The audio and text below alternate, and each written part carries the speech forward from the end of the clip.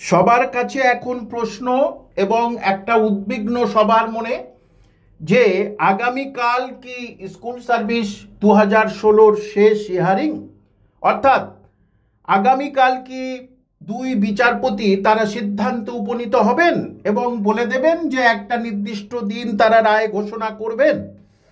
এবং এটার কারণ হলো যে আগের দিন কিন্তু পুরো সবার যা কথোপকথন ছিল সেটা কিন্তু শেষ হয়ে গেছে। এবারে নতুন করে কেউ কিছু তথ্য জমা দেবে বলে বিশেষজ্ঞ মহল কিন্তু মনে করছে না। এদিকে স্কুল সার্ভিস কমিশন, রাজ্য সরকার এবং মধ্যশিক্ষা পর্ষদের যে এফিডেভিট যেটা হাইকোর্টে এবং সুপ্রিম কোর্টে জমা দিয়েছিল এবং দিয়েছে, সেখানে কিন্তু তাদের মধ্যে তালমিল নেই, তালমিলের অভাব। অর্থাৎ হিসেবের গরমিল আছে, কজন অসৎ উপায়ে চাকরি পেয়েছে 3 জনের হিসেবের গরমিল আছে। এবং সবচেয়ে অদ্ভুত জিনিস যে রাজ্য সরকার কি সঠিকভাবে সওয়াল করবে আগামীকাল যোগ্যদের বাঁচানোর জন্য, নাকি অযোগ্যদের সেফটি দেওয়ার জন্য আবার এর আগে যেমন হিয়ারিংগুলো তালেমালে চালিয়ে দিয়েছে ঠিক তেমনই করবে। কারণ এর আগের হিয়ারিং দেখা গেছে রাজ্য সরকারের অ্যাডভোকেট কিন্তু খুব বেশি সওয়াল জবাব করতে পারেনি, যে রাজ্য সরকারের অ্যাডভোকেট দুই বিচারপতিকে সন্তুষ্ট করবে এমন কোনো কিছু কিন্তু পাওয়া যায়নি। এবং নতুন যারা চাকরির পরীক্ষার জন্য উদ্বিগ্ন 2016-র পর থেকে যাদের টেনশনে আছেন, বয়স চলে যাচ্ছে তারাও চিন্তা করছে কি হবে। কারণ সুপ্রিম কোর্ট যখন কিছু জনের চাকরি তো বাতিল করবে, সেটা সুপ্রিম কোর্টের ব্যাপার, কি তিনি পুরো প্যানেল বাতিল করবেন সেটা সুপ্রিম কোর্টের ব্যাপার। আগ বাড়িয়ে তো আমাদের কিছু বলা যায় না, কিন্তু একটি অনুমান যে স্কুল সার্ভিস কমিশন কিছু জনের তো অযোগ্য প্রার্থী বলে সেখানে স্বীকার করেছে, যেটা হাইকোর্টে করেনি, চুপে ছিল এবং মানুষকে বলেছিল আমি যোগ্য অযোগ্য লিস্ট দিয়ে দিই, সেটা সম্পূর্ণ ভ্রান্ত ছিল। এবং রাজ্য সরকারের দুই দপ্তর, স্কুল সার্ভিস এবং মধ্যশিক্ষা পর্ষদ, তারা দুজনেই স্কুল সার্ভিস কমিশনে যারা চাকরি করছে তাদের নিয়োগপত্র এবং সুপারিশপত্র পাঠিয়েছে, তাদের মধ্যে যখন মিল পাওয়া যাচ্ছে না, এদিকে মাননীয় বিকাশ রঞ্জন ভট্টাচার্য তিনি জোর সওয়াল করছেন এবং সিবিআইও একইভাবে জোর সওয়াল করছে যে 10,000-এর উপরে এবং সিবিআইয়ের হিসেবে 15,000-এর কাছাকাছি কিন্তু দুর্নীতিগ্রস্তভাবে চাকরি পেয়েছে।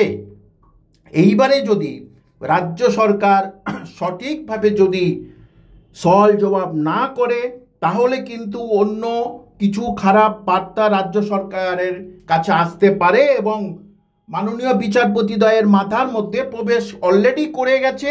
আবার নতুনভাবে কালকের শেষ হয়তো কিছু কফিনে পেরেকটাও পুঁতে দিতে পারে।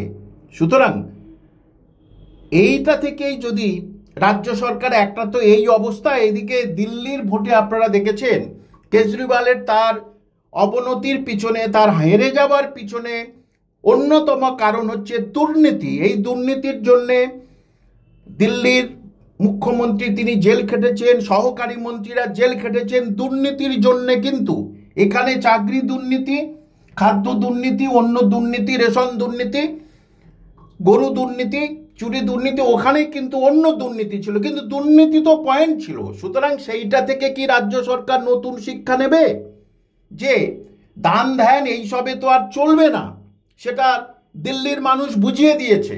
সুতরাং এইবারে কি রাজ্য সরকার তাহলে দুর্নীতির বিরুদ্ধে জোর সওয়াল করবে যে হ্যাঁ হুজুর এতজন কিন্তু দুর্নীতিগ্রস্ত হয়ে চাকরি পেয়েছে, এদের ইমিডিয়েটলি এখান থেকে বার করে দেওয়া উচিত। এবং সেটা যদি 3 জনে মিলে সঠিক তথ্য দেয়, তবে তো প্রধান বিচারপতি অযোগ্য লিস্ট বাছাই করতে পারবে। আর যদি 3 জনের 3 রকম হিসেব ফের রয়ে যায়, কারণ নতুন করে এফিডেভিট দেওয়ার কোনো রাস্তাই নেই, সুতরাং তখন কিন্তু বিচারপতি অন্য একটা ধারণা নিতে পারে। তাই রাজ্যের সমস্ত মানুষ কিন্তু এই দিকে তাকিয়ে আছে এবং রাজ্য সরকারের অ্যাডভোকেটের আগের দিনের যে দুর্বলতা দেখা দিয়েছে, স্কুল সার্ভিস তথা মধ্যশিক্ষা পর্ষদের অ্যাডভোকেটদের যে দুর্বলতা দেখা দিয়েছে, কারোর সঙ্গে কারোর কোনো আন্ডারস্ট্যান্ডিং নেই, সেইটা যদি না হয় আগামীকাল, তাহলে কিন্তু খুব খারাপ কিছু রায় হতে চলেছে বলে বিশেষজ্ঞ মহল মনে করছে। আবারও বলছি, রায় কি হবে সেটা কোর্টের ব্যাপার, আমরা যা শুধু অনুমান করে এই জিনিসটা বলছি।